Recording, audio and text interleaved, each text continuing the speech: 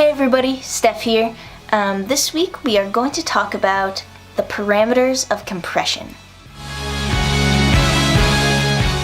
Compression is a tool that affects the dynamic range of an instrument or a group of instruments depending on what you're compressing. Compression reduces the dynamic range so that the difference between the loudest signal and the quietest signal is lesser, so they're more even with each other. Compression sort of acts like an imaginary engineer whose hand is on the fader, and when the signal gets really loud, the imaginary engineer pulls the fader down, and when the signal is quieter, it pushes the fader up a little bit. While there are a few different types of compressors, in this video I just want to talk about the basic parameters of compression. And every compressor kind of looks a little bit different, but most of them will have at least some of these parameters that I'm going to tell you about. The parameters are as follows. There's the threshold, the knee, the ratio, the attack, the release, and the makeup gain.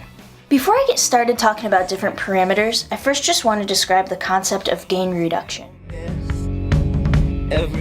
Gain reduction is sort of the whole goal of compression, unless you're feeding your signal through a compressor just to color the tone of it. But generally, if you're trying to actually control the dynamic range, gain reduction will be the result of the compression. So gain reduction, it's this concept that kind of measures how much compression is happening. So the way that this is kind of measured is by noting how much of the signal is being reduced by the compression. Gain reduction, right? So on all compressors, you'll see a meter that says GR. That stands for gain reduction.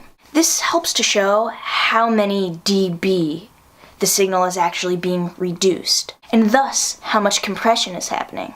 Going back to the imaginary engineer analogy from before, gain reduction is kind of like saying, how far is the engineer pulling the fader down? Cool. So now that you know what gain reduction is, let's get into the first parameter, threshold. The threshold is the level at which the compressor starts compressing. So when your level gets past a certain point, the compressor will kick in and will start to be reduced. So the threshold allows you to change how loud the signal needs to get in order to start being compressed. Next is the knee. When you see an option for knee, it's usually described as either a hard knee or a soft knee. The knee sort of describes how gradual the change between the uncompressed signal and the compressed signal is. So a soft knee will give you kind of a smoother transition, and a hard knee will give you a more drastic reduction of the sound. Cool. So next is ratio. So the ratio knob determines how much gain reduction will happen once the signal crosses the threshold. If your ratio is 1:1, the signal coming in is going to be the same coming out. As you begin to increase the ratio, then more and more compression is applied. Obviously, I guess.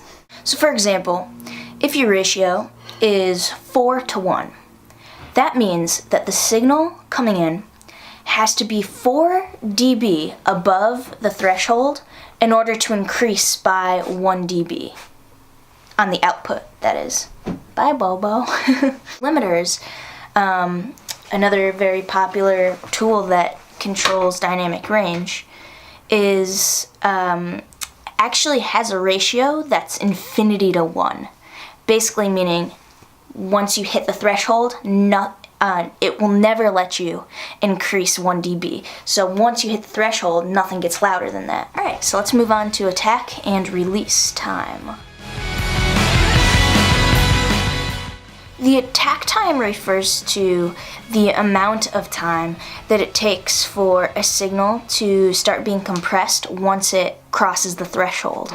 Having a super fast attack time will oftentimes really affect the transients of the sound. So transients are kind of these short duration sounds at the beginning of a waveform. Having this fast attack time can sort of result in having a darker output, kind of less bright, which typically the transients are kind of like the brighter parts.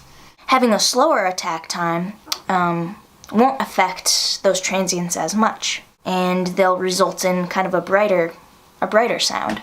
So the release time refers to the amount of time it takes the compressed signal to get back to normal. Alright, so we made it to the last parameter, makeup gain.